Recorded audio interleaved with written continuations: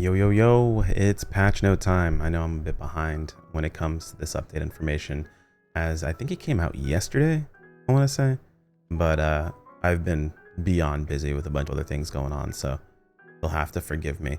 But yeah, time for patch notes. Let's go ahead and go over what we've got at the very least. I guess update notice is what's going on. So to provide adventurers with better experience, Guild will be issuing temporary restraining order on all adventure activities. Basically, servers are going down at 6 UTC 0, so it'll be down for 4 hours. Usually there isn't a situation where they mess with that, but it's possible, so just be aware. They might come up a little early, they might get delayed to being a little later. It just depends on the situation. So as usually the case, we'll get our 100 prismatium, which just feels like so little whenever you can actually get so much of it for just unbound gold, but it is what it is, no big deal there. All right, so version update. Mine Wars season launch. So Mine Wars season 1 officially began on August 8th, or will officially begin on August 8th at server time for character server. Each season will last 13 weeks. Accumulate commendations through the season to advance your Mine Wars moniker and earn promotion rewards. So doing Mine Wars, getting your rewards. So more than just pushing for your server to win for the extra buff, you'll also be pushing through the seasonal reward stuff. So that's pretty dope. Added Mine Wars season rankings, ranked by seasonal points and number of victories. After season ends, rewards will be distributed based on server rankings and your seasonal moniker. Rewards include exclusive forged phantom mount, interesting, arcane of adors, and many more. You'll love to see those extra polls. Mine Wars commendation rankings now refresh each season instead of weekly, so this is going to be a seasonal based thing instead of weekly, so you're able to stack these up longer or further on, and you don't have to worry so much about running everything weekly. In case you miss a week, so it's not that big a deal, unless seasons are weekly, and in that case, then this sentence makes no sense, but I doubt that's the case. Mine Wars opponents now refresh every Friday instead of every Thursday. After season 1 begins, Mine Wars opponents will be matched again this Friday. So basically what that means is, like, usually whenever you do Mine Wars, you're up against another one of your section of servers. For example, I play on Yodara 2. I think we were matched against Yodara 8 last time I did Mine Wars, so it just depends who you get matched up against. So you'll end up fighting other servers, even though it's kind of like a server cluster, really. When you look at it, you still fight the other servers in the server cluster to see who comes out on top. And that will be changing on Fridays now instead of Thursdays, so not a really big difference there, but it is what it is. Ancient Battlefield League Season 1 will officially begin on August 11th. The competition will be divided into 5 stages: regulars, promotions, regional battles, cross-regional battles, and finals. Through the league, the strongest squad of the server will be decided. The winner's rewards include exclusive monikers, auras, mounts, and rare materials, and more. So those are those of you who do push very, very far in PvP, especially in Ancient Battlefield, where your gear does matter, unfortunately, but it does. You will be able to push, or you'll be able to get some extra rewards. Now, keep in mind, the gear isn't going to be the ultimate carry, but it does give you an edge when it comes down to battle, at least in Ancient Battlefield. If what I'm told is to be believed as well. I've been told that certain set bonuses like don't work in Ancient Battlefield, but like, you know, your actual gear scores matter, so your actual gear overall power does matter. And it seems like the way they're talking about it, at least in game, does seem to match that information that I've been provided. Official matches will begin matchmaking every Saturday at 20 hours or 200 hours, however you would say this, I don't know. 8 p.m. server time, let's just say that. You can track match progress through the schedule and season overview features. Best of luck, all adventurers. Other details, rules can be viewed by opening rules section in the Fleet Ancient Battlefield interface. And I know people in my fleet are actually going to be pushing for this. I personally am not. I'm still waiting on a class I actually want to play.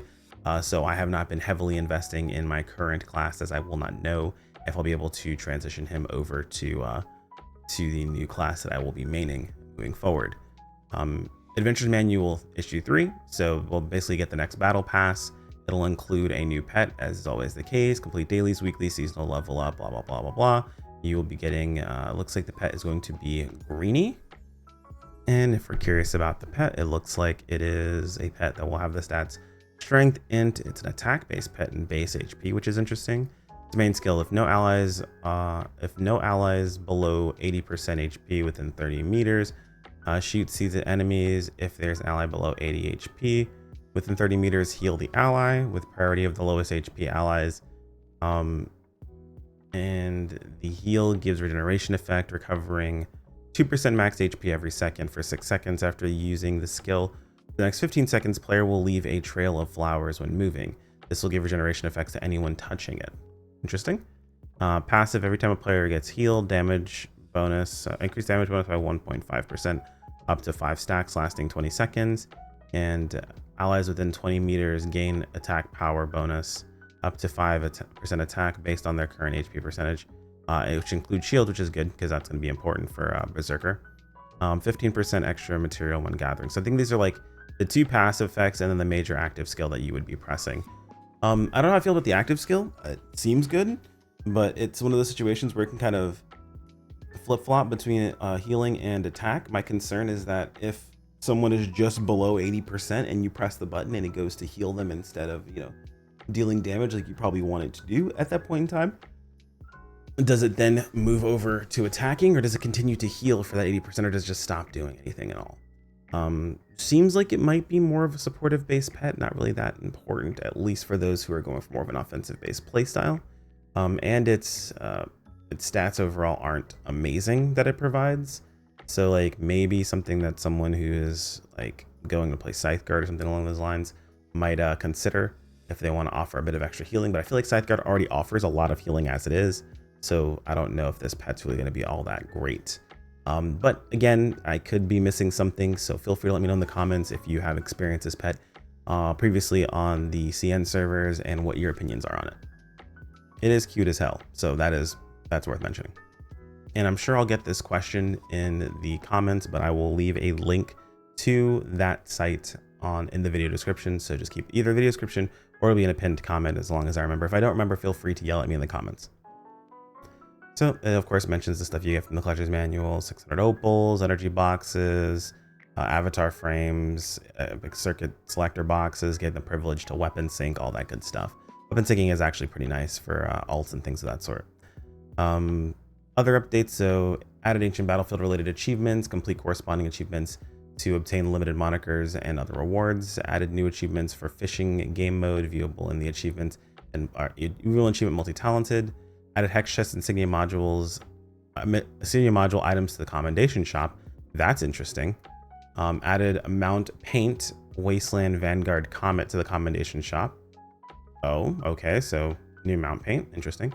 Only be redeemed by reaching Legate Moniker in Mine Wars or completing 1 full match in Ancient Battlefield Group A. Very interesting. Okay. Adventure Breeze enhancement benefit season event update. Enhancement fund can now be obtained when weapon enhancement reaches level 23 to 25. That's pretty massive for anyone who is actually that far. I only know of like 1 person and it's souped. So when selling gold at the consignment house, you can now set the price of gold ranging from 80% to 200% of the recommended price. Previously it was 90% to 200%. So beforehand, you can only set it so low versus so high, basically 10% below the recommended price or double the recommended price. Now it can be put 20% below the recommended price or double the recommended price. Don't know why you'd want to do that, but you can, I guess, in case maybe you have some friends that are trying to be cool and help you out and they buy your gold for you. Or you're trying to sell it to someone on the cheap and they can undercut it for you and you can buy that gold. They can buy that gold instead. So this increases the amount that, I guess it's the under, not the over. So only the under is affected, I guess, if you want to make it cheaper for your friends or something like that. After the update, you can transfer leadership within a targeted matchmaking party. Okay, cool. I think that's about it. So nothing too crazy. The big takeaway here is the ancient battlefield and the mine war stuff starting up, as well as the next battle pass starting up with the greenie pet. Again, don't really know if that's something that I would care all that much about, but I'm sure there are others who've experienced it and will have some things to say in the comments below. Feel free to sound off and let us know if there's anything that we're missing. Either way, that's pretty much it I've got for you guys today. Like if you enjoyed the video, subscribe if you want to keep up with more. As always, thanks to the channel members. You guys are fantastic, and I appreciate every single one of you, and I will see you all in the next video. Take care, my friends. Peace out.